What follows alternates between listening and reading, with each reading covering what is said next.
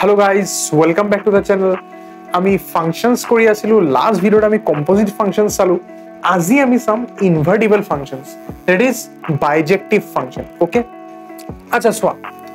invertible function বুজাৰ আগতে I think তোমাৰ 1 1 on 2 এসব clear আছে because হেবিলাক ইয়াত use হ'ব okay so let's begin এটা function if a function is both 1 1 and on 2 তেতিয়া হলে এই ফাংশনটো হৈ যায় ইনভার্টিবল ওকে একদম ইজি ডেফিনিশন ইমান হার্ড একো নাই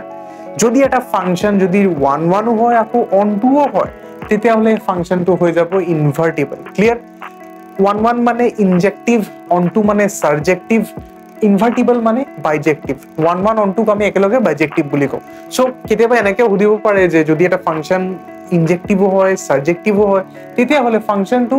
কি হবে যদি ইনজেক্টিভ হয় সারজেক্টিভ হয় তেতিয়া হলে এটা বাইজেক্টিভ হবে ক্লিয়ার একদম সিম্পল কথা হিয়তৰে সিনোনিমস টু ইউজ হৈ আছে ওকে আচ্ছা তো एग्जांपल কেটামান চাও অলপ एग्जांपल দি বুজিবলৈ চেষ্টা কৰো তেতিয়া ক্লিয়ার হ'ব ফর एग्जांपल আমি প্রথমত ল fx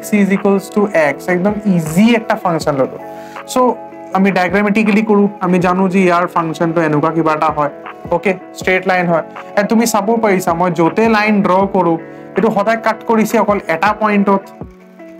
এটা পইণ্টতে কাট কৰিছে সো তাৰ মানে 1 1 এটো হৈ আছে আৰু সিমিলাৰলি এনেকুৱা কোনো পইণ্ট মই পোৱা নাই যত লাইনটো মই এই অৰিজিনাল গ্ৰাফটো কাট কৰা নাই সো ইয়াত অন টু হ'ব যদি এইবিলাক টেকনিক কেনেকে কৰিলো বুজি নাপালা তেতিয়া হাইলি সাজেস্ট কি তুমি আমাৰ প্ৰিভিয়াস ভিডিও বিলাক চোৱা তেতিয়া এইবিলাক অলপ ক্লিয়াৰ হ'ব ঠিক আছে ওকে সো তাৰ মানে কি তাৰ মানে এই fx = x হৈ যাব আমাৰ ইনভার্টিবল ওকে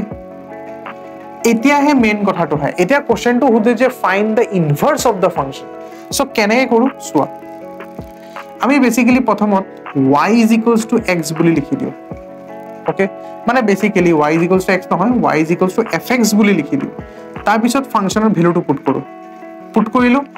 এতিয়া আমি কি কৰো সো এটোৰ পৰা মই এনেকে লিখিব পাৰো x = f inverse of y just f টো হেফালে লৈ গলো মনত ৰাখিবা এটো আৰু ইয়াক আমি x ক লেফট হ্যান্ড সাইডে আনি বাকি সব জাবলা রাইট হ্যান্ড সাইডে আনি দিম তো এটো এনেকুৱা কিবাটা হৈ যাব x = y এতিয়া x ৰ ভ্যালু কিমান পাইছিলো f ইনভাৰ্স y এটো ইয়াত পুট কৰি দিয়া so this will become f inverse y = y and this is the inverse function okay এই एग्जांपल টো ইজি আছিল তো সেই কাৰণে হ'ব পাৰে যে বুজিবলৈ অলপ টান লাগিলে ওকে আৰু এটা ভাল एग्जांपल চাও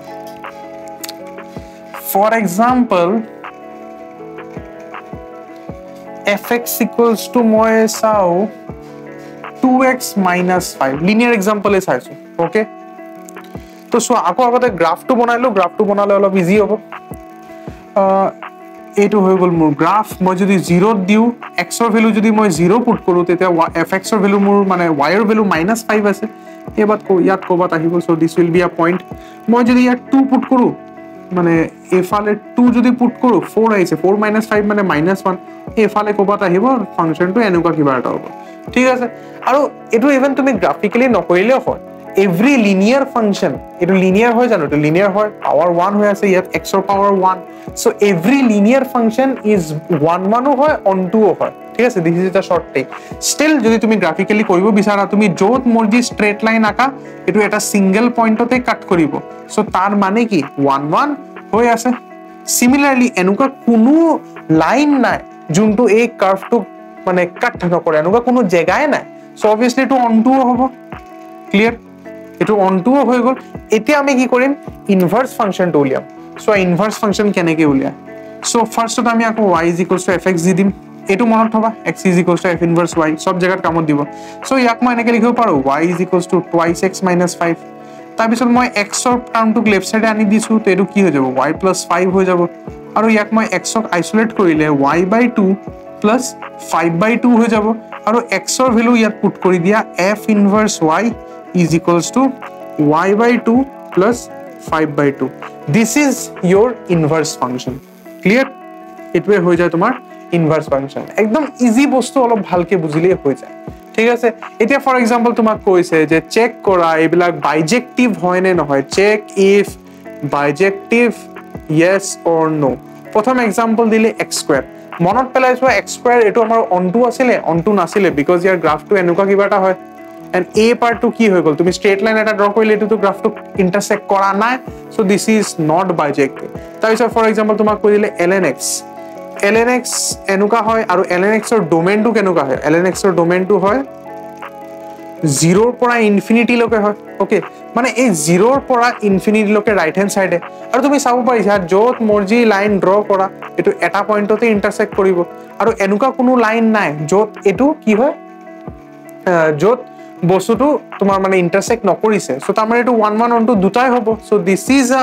বাইজেক্টিভ ফাংশন এই ডোমেইনটো তাৰপিছত for example e to the power x দিলে e to the power x ৰ গ্ৰাফ কেনেকুৱা আছিল e to the power x ৰ গ্ৰাফ এনেকুৱা আছিল এন্ড তুমি চাবই পাৰা এনেকে লাইন ড্ৰ কৰিলে এটো একবাৰে কাট কৰিছে বাট তলত যদি ড্ৰ কৰা এটো কাট কৰা নাই সো তাৰ মানে এটো 1 1 তো হৈ গল বাট এটো অন টু নহল সো তাৰ মানে কি e to the power x এটো বাইজেক্টিভ নহয় সিমিলাৰলি তোমাক দি দিলে ফৰ এক্সাম্পল কিউব এটা দি দিলে x কিউব - 1 তো তুমি সেম 1 1 2 চেক কৰিবা যদি 1 মানে 1 1 2 দুটাই হয় তেতিয়ালে বাইজেক্টিভ হ'ব যদি নহয় দেন নহয় একদম সিম্পল প্ৰসিডিউৰ আৰু এক্সাম্পল লোৱা sin x আমি মনত আছে নাই sin x ৰ গ্ৰাফ এনেকুৱা আছিল এনেকুৱা কিবা কিবি আছিল এটো কাট এটো মাল্টিপল পয়েন্টত ইন্টাৰসেক্ট কৰে সো তাৰ মানে কি sin x 1 1 নহয় সো এটো বাইজেক্টিভও নহব ক্লিয়ার একদম ইজি কনসেপ্ট আর যদি বাইজেক্টিভ নহয় ইনভার্সের কোনো কথাই নাহে আমি ইনভার্স নুলাওয়ে যদি ইনভার্টিবল বা বাইজেক্টিভ হয় তেতিয়াই আমি ইনভার্স উলাও যদি ইনভার্টিবল বা বাইজেক্টিভ নহয় তেতিয়া আমি ইনভার্স নুলাও ইনভার্স ডাজ নট এক্সিস্ট বুলি কৈ দিও ক্লিয়ার সো এটোই আছিল আমাৰ কনসেপ্ট আই থিংক ক্লিয়াৰ হল যদি ভাল লাগিলে ভিডিওটো লাইক কৰিবা চ্যানেলটো সাবস্ক্ৰাইব কৰিবা নিজৰ লগৰ বিলাকৰ লগত ভিডিওটো শেয়াৰ কৰিবা আজিৰ কাৰণে মানে আমি আৰু ভিডিওজ আনিম ষ্টে টিউন